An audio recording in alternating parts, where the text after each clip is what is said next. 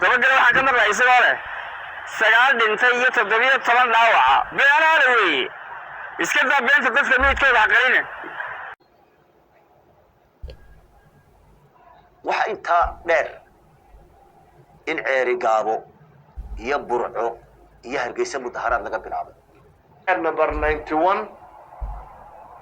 iyo heer number 14 afariyo-tobnaad iyo koob iyo sagaal. Assalaamu calaykum waraxmatullaahi wabarakaatuh. meel kastoo aad adduunka ka joogtaan dhammaantiin waxaan ku salaamayaa salaanta islaamka. waxaan idin rajaynayaa meel kastoo aad adduunka ka joogtaan inaad dhammaantiin fiican tihiin, caafimaad qabtaan, aad faraxsantiin ayaan insha Allah idin rajaynayaa. bal waxa aan doonayaa inaan hal iyo laba ka idhaahdo oo aan bal war cad ka nidhaahno meel cad ka istaagno khilaafka ka dhex taagan Somaliland ee ay dadku ku dhinteen maalintii shalay toona ahayd. bal waxa aan soo qaadanaa ninkii oo fareen la oran jiray, waxaanu sidoo kale soo qaadanaa taliyaha booliska Somaliland, waxaanu sidoo kale soo qaadanaa wasiirka arrimaha gudaha Maxamed Kaahin. waayahay waxaynu ku horeyn doonaa oo fareen oo hadalkiisa inta nuxur kale soo qaadanayno. waayahay waxaan kaa codsanayaa haddaad Facebook ka daawanayso inaad isoo follow garayso, waa la garaysaa, waana share garaysaa, waana arkaa, waana idin mahad celinayaa. laakiin followgi waa igala fadhidaan, waan idinku celinayaa erigaas waa iga codsi inaad Facebookgayga soo follow garaysaan. waayahay dhanka YouTube-ka waxaan ka codsanayaa inaad muuqaalka like garaysaan, subscribe-tana saartaan. asxaabta YouTube-na ayana waxay la fadhiyaan waxa weeye waa subscribe-tii. waayahay intaasi waa codsi. bal waxaad ila daawataan bal oo fareen oo hadlaya bal ila daawada. meydkoodiina dee badhna way gurteen, badhnaalkii waa ka daadsan weli xaqdarradaa laynaysaa. 2 qof baa annaga naga yara dhaawacmay, anigoo in yara oo in yara madaraysay iyo mid isagana yara madaraysay, labadaasoo keliya. intii kale ciidanku waa fiyoyihi alxamdulilah. waxaanay daa meydkooda u qarinayaan anagu garan mayno. 25 way ka badnaa inta dhibatay, inta dhaawacantayna way ka badnayd 30. dabagale waxaan ka maqlay isagoo leh 9 dhintay iyo 7 dhaawaca beelaale weeye iska daa beenta dadka meydkooda ha qarine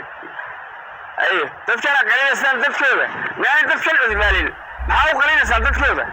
dadkan maxaa u qarinaysaan haweenaysan masaakiinta ah? miyaanu dadbalin dadkan xaggee ka keenteen? ma kumbuyuutaree ahay raggii dhintay maxaa u qarinaysaan waal? in aad dhammaantiin daawateen ayaan rajaynayaa hadalkaa oo fareen. bal waxaad isagana sidoo kale aad ila daawataan taliyaha booliska Somaliland ee dabagale oo hadlaya bal ila eega isagana. inay askartii booliska halka joogteen isku dhaceen oo markay arkeen ciidankii nin xabad dhaawaceen ku dhufteen. waxa ugu dambeysay maanta waa tay bisha 11 ciidan boolisa oo ilaa 30 nina ilaa 35 nina oo magaalo labada go'ood u kala socdo goda yar ku socda ayay dhexda u galeen. ciidankuna waxba ka muuqan. waayahay inaad isla daawateen ayaan rajaynayaa. bal waxaad isagana inala daawataan wasiirkii arrimaha gudaha oo asaga dagaalka waa ka hadlay, si faahfaahsan buu uga hadlay, meel buu saaray sida oo foreena meesha u saaray, taliyaha booliskuna meesha u saaray. asaga qodobka ka soo qaadana waa xagga doorashada. bal waxa uu xagga doorashada ka yiri asagana qodobka aan barnaamijkiisa idinka soo saaray bal waa kana asagana ila eega. waxay ka sheegeen golihii doorashada maanta la qabanaya kama dhaxayso oo keli ah. waan ku celinayaa, doorashada soo socota kama dhaxayso oo keliya wadani Cabdiraxmaan Ciro iyo kulmiye musabixi kama dhaxayso. Faysal Cali Waraabe ucid iyo kulmiye iyo musabixi kama dhaxayso. doorashadu waxay ka dhaxaysaa 10 urur siyaasi ee isreebreebkii soo gudbay iyo 3 xusbiye hore oo maanta aanu iyaga isku meeqaan nahay. xeer number 91 iyo xeer number 14 wixii ay soo geliyeen ama dhacdadii shalay dhacday qorta qaabkaasay ku qaabileen hadalladooda ha badnaadaan mid kasta 20 minute ha ahaado laakiin muhiimaddu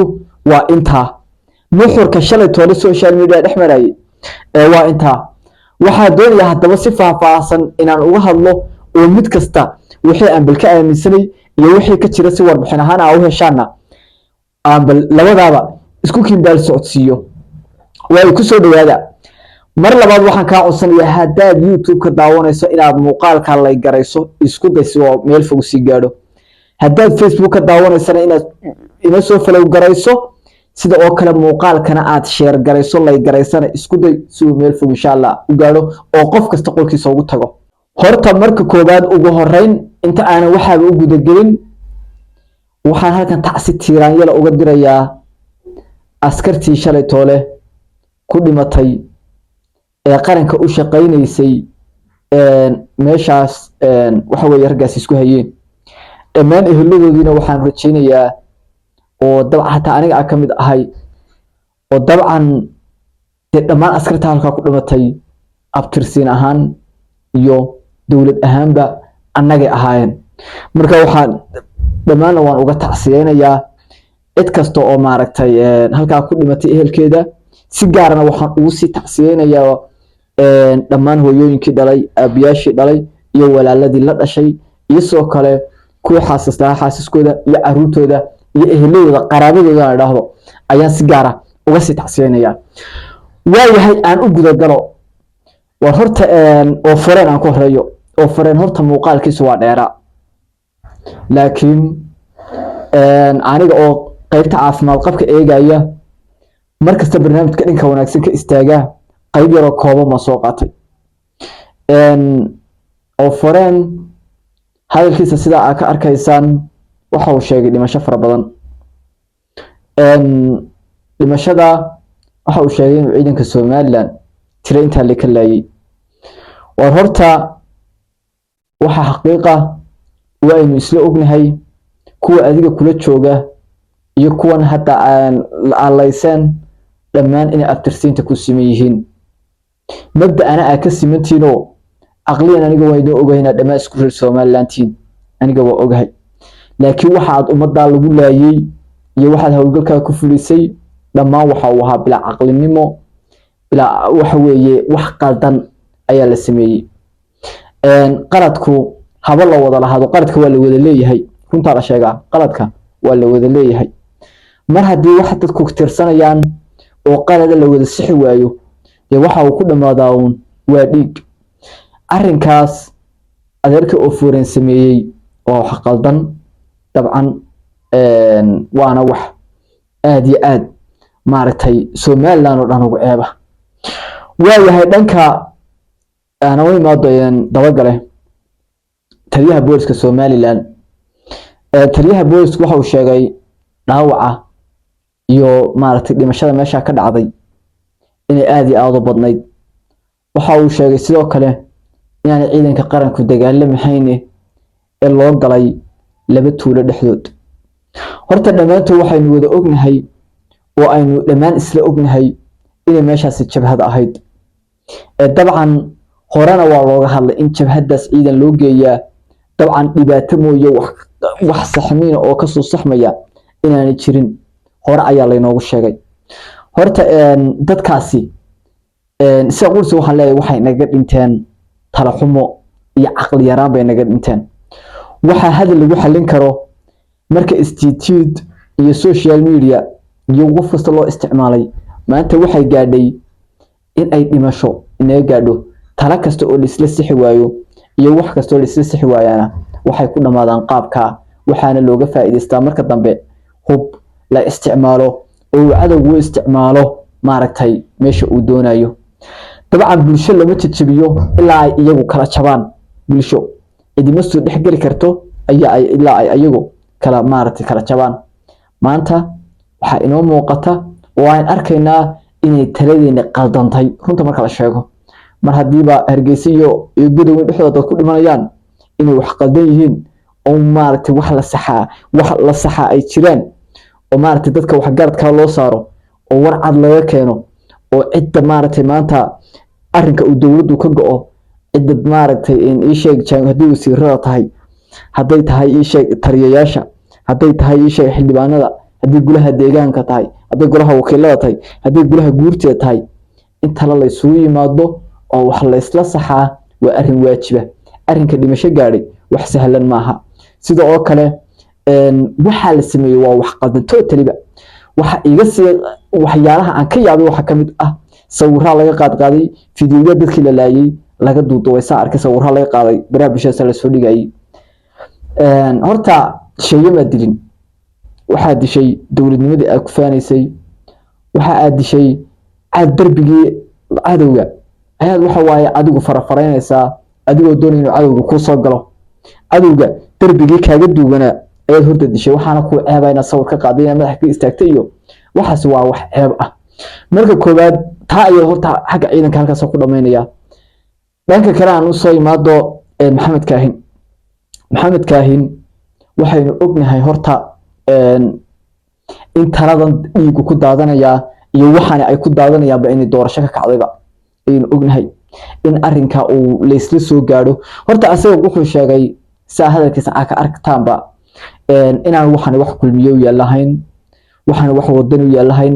waxaan sidoo kale wax u cid u yaala aan lahayn waxaan qaanuun qoran yahay halka uu sheegay xataa xeerarkii jideynayay